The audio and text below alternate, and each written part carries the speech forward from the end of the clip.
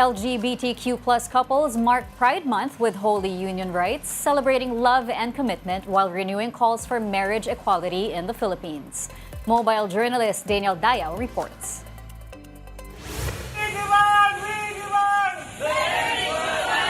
In line with Pride Month celebration this June, LGBTQ plus couples unite through Holy Union rites, a ceremony that affirms love by renewing calls for marriage equality in the Philippines. Among them were Ruru and Asha, who tied the knot after nearly 2 years of being together. Sobrang saya kasi syempre not all people accept talaga yung ganitong pangyayari. Pero kasi ngayon, nakaramdam kami ng freedom talaga. At least finally na yung tinitignan lang namin na iba ng mga vlogger na nagpakasal ngayon, nandito na kami. Kami naman yung we're now married na.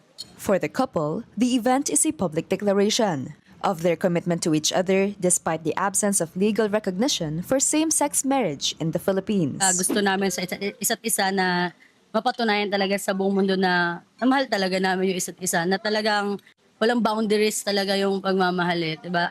Love is acceptance. The Holy Union rite was officiated by the LGBTS Christian Church Philippines, which has been solemnizing LGBTQ plus unions for 15 years. So we need marriage equality because it's a right, no? It's a human right. It is not a religious issue, but it's equal protections of the law. Mas maganda pa rin talaga kung merong pagkilalang estado sa pagmamahalan or pagsasama ng dalawang tao, lalaki man at lalaki, babae man o babae. Pag meron ng batas, at least in some way or another, malilesen yung bigotry, hate, and discrimination kasi legal na kami.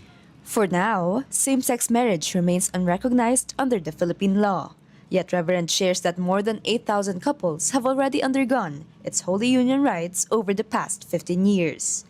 And while some Filipinos start to openly discuss the topic, the church hopes for a bigger and kinder conversation.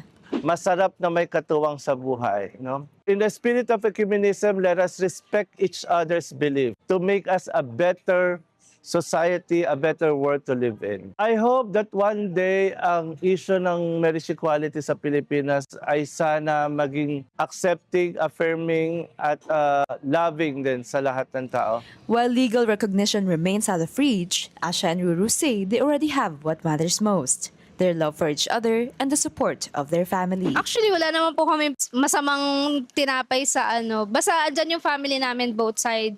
Nakasuporta sila sa amin, yun lang, masaya na kami parehas doon. Kami ang gumawa ng desisyon na to.